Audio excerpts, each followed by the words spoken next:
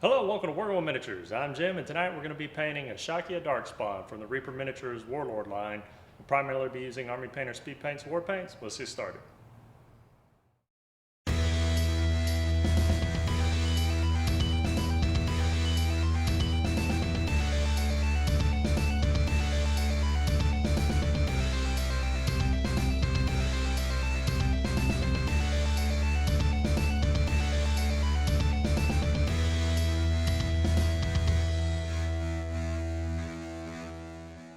This miniature was primed and pre-colored with an airbrush using Vallejo's matte black followed by zenithal sprays of various purples.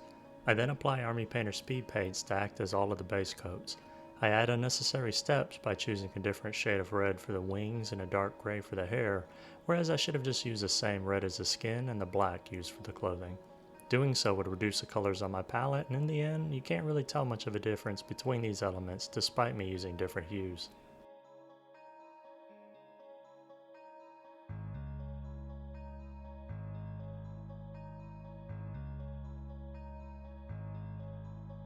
With the speed paints dry, I apply a dark tone wash to the hair and bone elements. I also apply the occultist cloak thinned with equal parts speed paint medium as a wash to the recesses and under areas of the wings.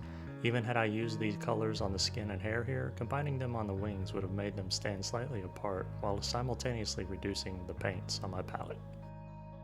Moving into the highlight stages, I highlight all of the bone elements with increasingly less coverage of ever brighter paints from the same family, with the colors being skeleton bone, drake tooth, and brain matter beige. As I apply these highlights, I'm trying to be mindful to keep a good point on my brush, as well as ensure the paint has enough water added for it to flow smoothly off the brush. I'm not dry brushing these horns, and instead painstakingly highlight each one with care. Clothing is done with horizontal hatching lines, and my hope is for this to give the illusion of reflective leather, though I imagine a demon would be too cheap and opt instead for 100% pure imitation pleather. The loincloth I should have also painted with horizontal hatches, but I got lazy here, already way behind on getting this miniature painted.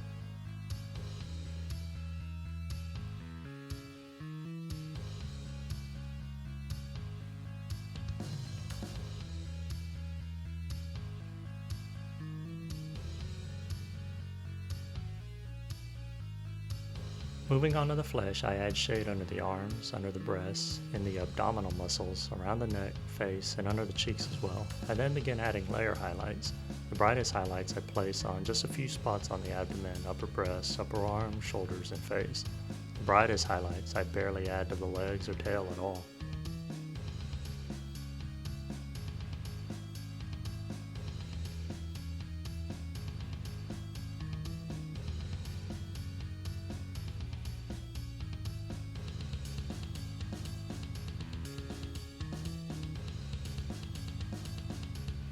I then gather all of the colors I use for the flesh and thin them down to glazes. The three brighter colors I apply as glazes towards the upper part of the wings, and the three darker colors I apply to the lower half and the recesses.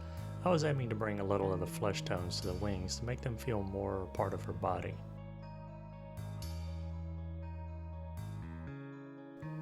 From here, I returned to the speed paints that made up my base coats and thinned them down with 2 parts of speed paint medium for every 1 part of the base color. I then applied this over where the base coats originally went. This slightly tints everything as well as helps smooth the worst highlight transitions. Just keep in mind this will tone down your highlights pretty significantly. I finish up the wings by adding a thin grim black and occultist cloak before moving on to the weapons and base, which I'm not going to show here. However, the colors are in the spreadsheet of paints I use for this project, which will all be displayed shortly.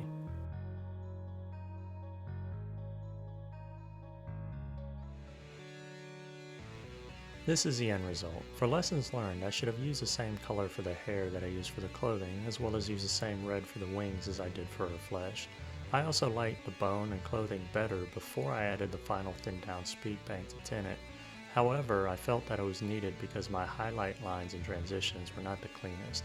I should have taken more time and care on those areas. The flesh I'm pretty happy with, especially the face, though the bottom lip needs a brighter thin highlight. I also need to go back with my airbrush to add better highlights and some OSL for the weapons and rune on the spine of the rock on the base. It'll be a while before I can get to that, but for now, I'm content enough.